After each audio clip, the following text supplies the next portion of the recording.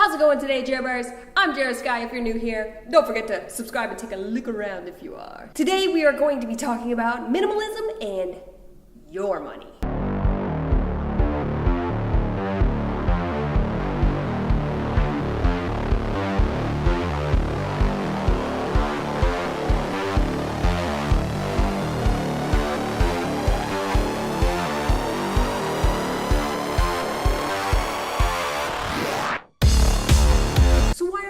What is the point of you even looking into minimalism and this kind of lifestyle and what's going on over here? It's probably because you either have no money, a lot of stress, you're sad, you're lonely, or something else. But the main reason that I feel like people get driven here is money. Money, money, money. So when you say, I don't have any money, do you really know if you don't have money? Do you know what equals your bank account being at zero or negative or whatever it is at the end of the month? Do you know what actually got you there? From the beginning to when you made all the money and to the end when you didn't, right? It's just bills and like, you don't have money, you're broke, you're poor, this and that. Hey, I've been there. I have very much so been there. So one of the things that you have to do if you want to get a wrangle on your money is you need to be tracking every single spend you make in a spreadsheet for the month. Every single thing.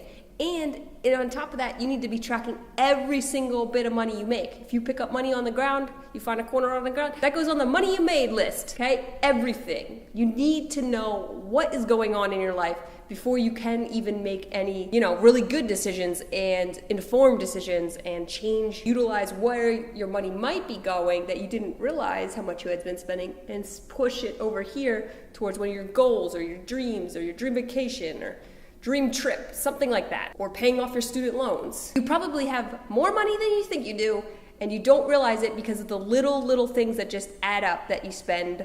Like if you're at the grocery store and you grab a pack of gum, that's gonna be $1. Gum ain't cheap no more. Or if you go to Starbucks, maybe once a week, if you get a cheap drink, $4 once a week times 4 weeks, that's $16. That's a lot of money. So you need to know how the money is flowing out in order to how it is flowing in and how to be able to maneuver it back to what you're doing. It's the only way. If you don't know, if you've never done that, you know nothing about how your money is being spent. You just don't. You're being unrealistic. Some of the other ways, people are always like, oh, I'm not making enough money, and I'm making enough money, and they're like, so I can't give any money because I'm not making enough money, and I don't have anything to give. But you always have something to give.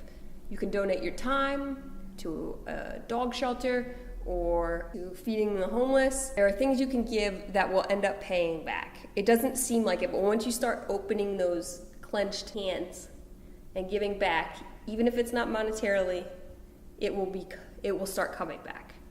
And you have to believe that because you can't grab anything if your hand's already closed. If I throw you a $100 bill, you can't grab it if you're like this, right?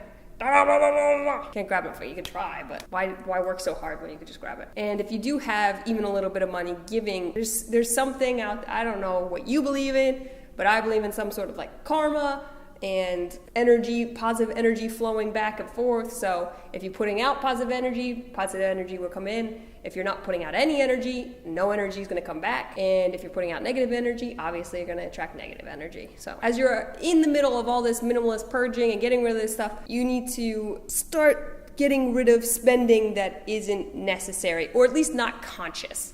It's all about your conscious spending, what you're actively deciding to spend your money on, instead of mindlessly swiping your card here and there, here and there. And a lot of people will say it's easier if you only spend cash because then you can see the money that's going out. I personally find it harder because I can't track that as easily, especially if you go to places where you don't get a receipt, like the farmer's market. I find it a lot more difficult. I find I spend way more money if I spend in cash than if I were to spend it on credit, because by the end of that day, I will know what I have spent. In the cash, I will have forgotten things I had spent and be like, oh, I didn't spend that much, and then later remember things, and then I'd be like, oh, I did spend more money than I thought I did. So for me personally, that helps, and I also try to make use of it. I use my credit card as cash in that I pay everything off. I pay everything off like every 2 weeks. Never let it go past the bill anymore, because those APRs will kill you. And the other bonus of using credit cards as opposed to cash is if you are like us, you get cards with rewards, say cash back, or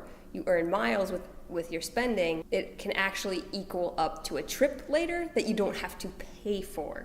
So I've spent nothing more, but yet I've gotten my $300 flight to New York for free, because just through spending. But I haven't spent anything that I wouldn't have spent, and I used it all as cash, but then I just had a bonus $300 worth of spend with my Capital One Venture card. You're benefiting yourself, being responsible, mindful, and then you're getting a little bonus on top. So I think, because I hear a lot of, and I used to be like this too, is like, what are ways I can hustle and make more money, make more money, make more money? That's the only way I'm gonna ever get out of debt, is hustle, hustle, hustle. And like little bits, everything adds up. And yeah, it does add up, but it's also a lot of time. And people don't put enough value on their time. What are you actually worth? Are you worth the $20 you made that took you, hours and hours of time to garner? I don't think so. You're worth more than that. I think before you start trying to hustle and make more money, figure out what you are spending and try to eliminate things that are unnecessary and shift that extra money now over to wherever you are needing, and do that. I think really knowing what you're spending every month. Like when I found out how much I had been spending eating out on food when I was super broke, I was like, oh my God, like that was way worse than I thought it was back in the day. And just that slight shift, I was like, okay, I'll make more stuff at home, save myself $100 or so. It's just an amazing, eye-opening thing if you don't really know what you're spending your money on. Really don't know. You need to know that. Even if you don't want to be a minimalist, if you just want to have an easier time in life, knowing exactly what you are spending your money on is so important. All right, I hope you guys found this video helpful. Give it a thumbs up if you did, and put some comments in the comment section below. And don't forget to subscribe if you are new here. All right, guys, I gotta go.